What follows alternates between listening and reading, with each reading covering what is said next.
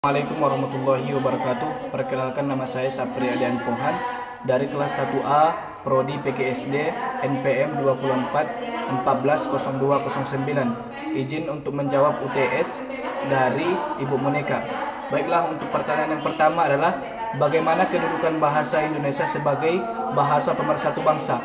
Bahasa Indonesia memiliki kedudukan sebagai bahasa pemersatu bangsa karena dapat menyatukan lapisan masyarakat seperti ras, agama, suku, dan antar golongan. Bahasa Indonesia juga berfungsi sebagai sarana berkomunikasi antara daerah dan antara budaya. Berikut ini adalah contoh ataupun peran bahasa Indonesia sebagai pemersatu bangsa. Yang pertama ialah menyatukan berbagai kelompok etnis ke dalam satu kesatuan bangsa Indonesia. Yang kedua, menumbuhkan dan memelihara rasa kesetiakawanan dan kenasionalisme. Yang ketiga, membangun peradaban baru tentang Indonesia. Yang keempat, mempererat hubungan antara suku di Indonesia.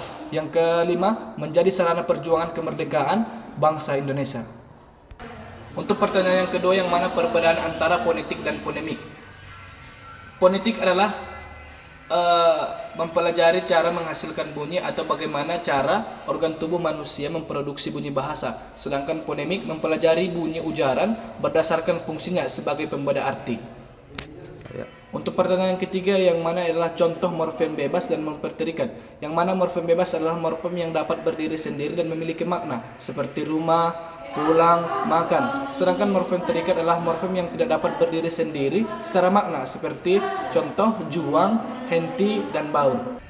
Untuk pertanyaan keempat, yang mana seberapa penting mempelajari sintaksis dalam bahasa Indonesia? Mempelajari sintaksis dalam bahasa Indonesia sangat penting karena dapat membantu meningkatkan seseorang dalam berketerampilan berkomunikasi lisan maupun tulisan. Sintaksis penting karena urutan kata dan perasa dan kalimat sangat mempengaruhi makna keseluruhannya. Baiklah, untuk menjawab pertanyaan yang kelima, yang mana pertanyaan adalah pengertian semantik dan analisis wacana. Semantik adalah ilmu linguistik yang mempelajari makna bahasa, sedangkan analisis wacana adalah kajian terhadap bahasa yang digunakan secara alami. Atau semantik, ilmu yang mempelajari makna bahasa termasuk jenis, pembagian, pembentukan, dan perubahan makna. Sedangkan kajian ataupun analisis wacana adalah kajian terhadap satuan bahasa di atas kalimat, seperti percakapan atau teks tertulis.